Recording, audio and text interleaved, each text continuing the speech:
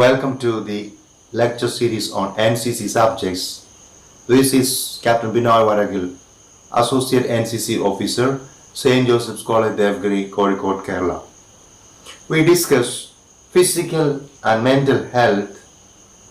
The previous lecture we studied about different aspects of physical health, and we also discussed mental health, and we saw some of the important characteristics of a healthy mind.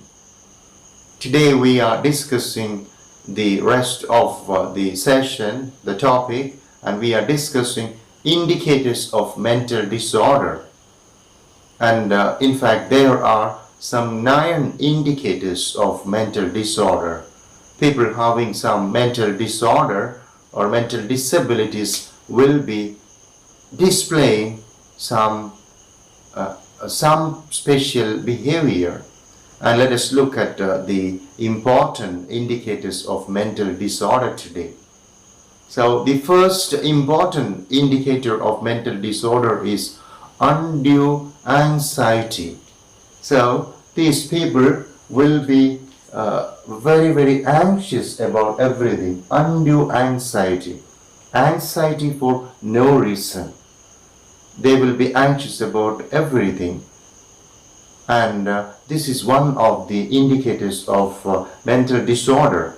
So if we come across children having undue anxiety or people having undue anxiety, we better give them expert help.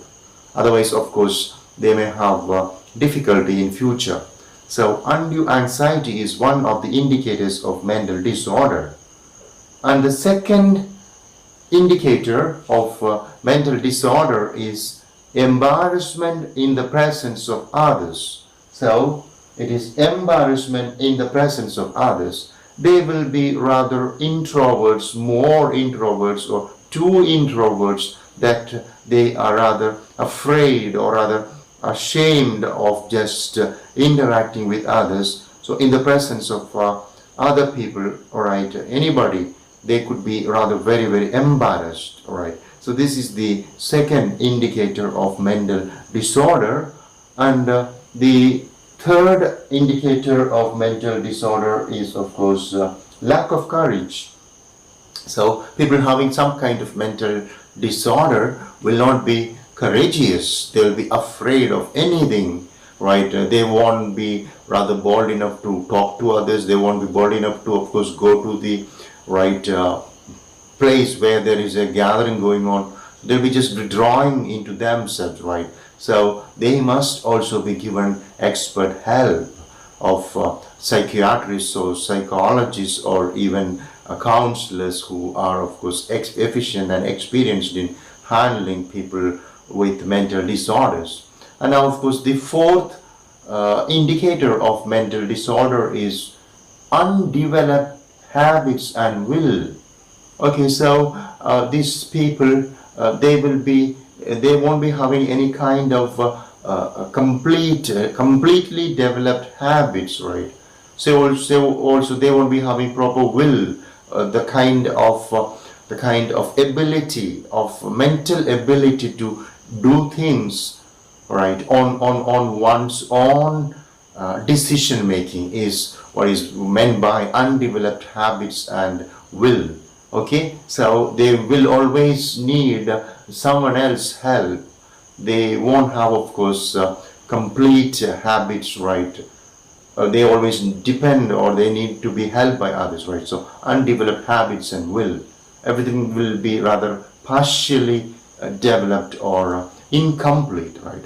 That is the fourth indicator of mental disorder. And now the fifth indicator is low intelligence, right? When we think of the ordinary mentally healthy people, the people having mental disorder may not be very intelligent. Their intelligence will be rather weak and they'll be slow to learn and do things, right? That is low intelligence. And the sixth indicator of mental disorder is depressed and pessimistic outlook. They'll be very disappointed, depressed all the time. not at all happy and optimistic, right? Just thinking that everything is going to be rather bad, and okay, life is not just life is some kind of a burden. So such kind of a feeling these people will be having, depressed and pessimistic outlook, always thinking that everything is going to be quite bad and pessimistic. They are no hope. Lack of hope is of course pessimism. So these people people having mental disorder will be always disappointed, desperate, and no hope about future, no joy or no cheerfulness or anything, right? And the next the seventh aspect or indicator of people having mental disorder is of course moodiness. Moodiness is, right, rather gloomy, thoughtful, not being very active, and just being inactive and passive. That is moodiness, right? Looking quite melancholic and gloomy, and not interested in anything, just showing some kind of passivism, or rather some kind of detached from all activities. That is moodiness. And the eighth indicator is of course bad temper. Bad temper. So these people can be easily become, they're very sensitive, and they can be very angry, they can be very upset, and they can be very rude sometimes, right? They can sometimes be even violent, and they would just shout at others, right? For simple silly things, right? They would be rather moved all on a sudden. So that is bad temper. Okay, they are not healthy enough to just accept and admit whatever is happening around. Any change, right? Maybe someone speaks something, someone's presence.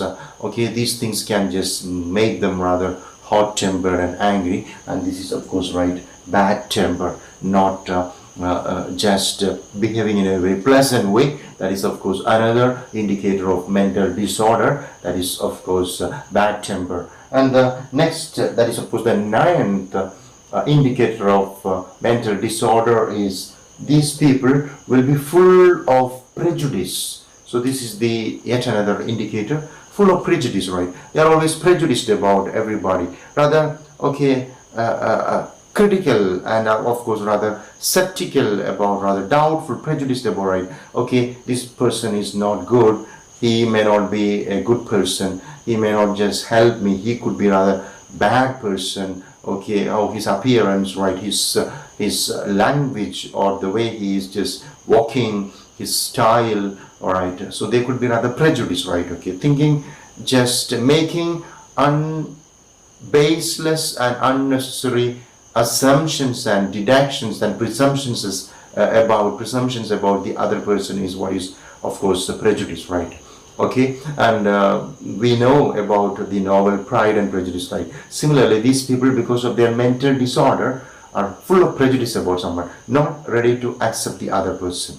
Okay, so these are the 9 indicators of mental disorder, and of course now we are just moving forward to another area in which of course we can just improve, right, mental health. We are thinking, right, what are the measures to improve mental health or mental disability? Okay, so we are having 4 important measures to improve mental disorder, and let us just look at that, right? So the first important step or measures to improve mental health is of course, right, these persons having mental disorder, we find these indicators in their behavior and life. We have to give them favorable and stress-free home and school environment. So stress-free home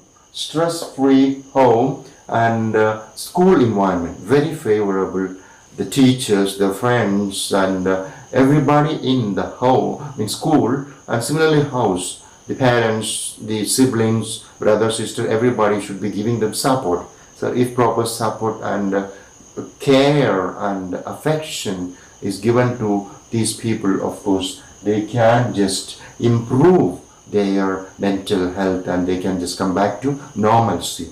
And the second important measure to help these people having mental disorder is regular medical examination. So once we understand that these people or some people are showing some kind of mental disorder, rather if they show any of these 9 indicators, they should be given medical assistance or the help of a psychologist or a counseling expert or a psychiatrist, and of course they must be given regular medical assistance. Medical care should be given to them. Sometimes of course counseling would be enough, sometimes medicine tablets or pills should be given. So whatever is advised, they should be just given the assistance of medical personnel, right? That is of course the second measure to improve mental disorder. Now of course the third is educational and vocational guidance or counseling, right?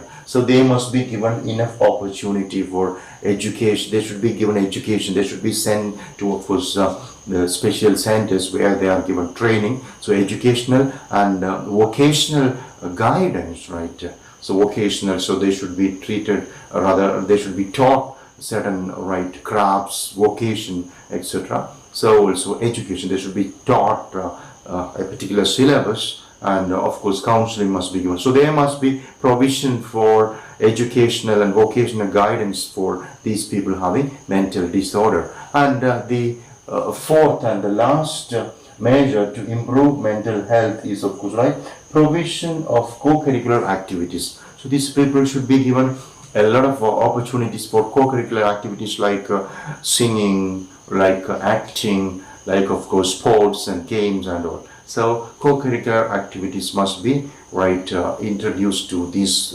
people having mental disorder, so that of course they have better possibilities of coming back to normalcy. Okay, now with this of course we can just come to the end of this session on physical and mental health. The other day we saw what we mean by health, or rather physical health, mental health, and we saw some of the characteristics of physical health. We also saw some of the characteristics of mental health, and now of course we saw the indicators of mental disorder, and now we are just concluding, and we know that of course health is wealth.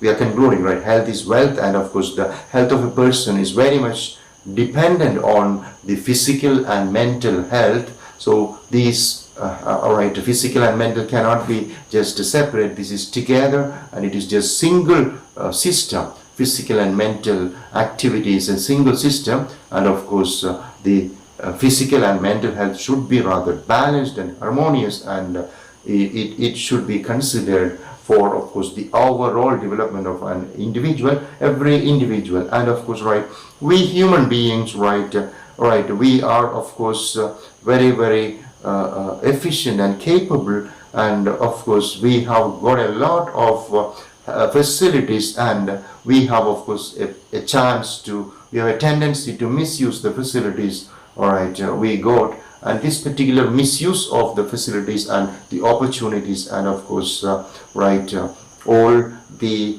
luxury we have around us, we may just misuse, or rather we may be rather careless in being healthy. So some of our tendency of course to get into bad lifestyles, we may get into bad lifestyles, and this particular tendency to get into bad lifestyles can of course affect our health, can danger our health, physical as well as mental. So we have to be very careful about just being healthy mentally and physically. Let us not misuse all the opportunities and all the facilities we have got. So let us have very good lifestyles, and let us ensure that our personal life, our life in the family, and our life in the society is of course rather healthy, physically as well as mentally. And let's always have good friends to trust on.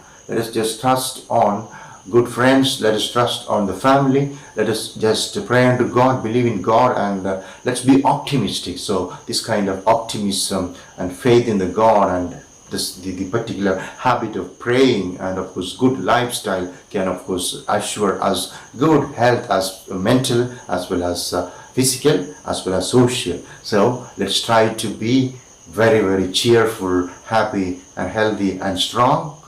Let us just remember all these things, and let each of us be strong. Similarly, let us ensure that our brothers and sisters in the society are also strong mentally, physically and emotionally, or even socially. So thank you very much for listening. May God bless you. Jai Hind.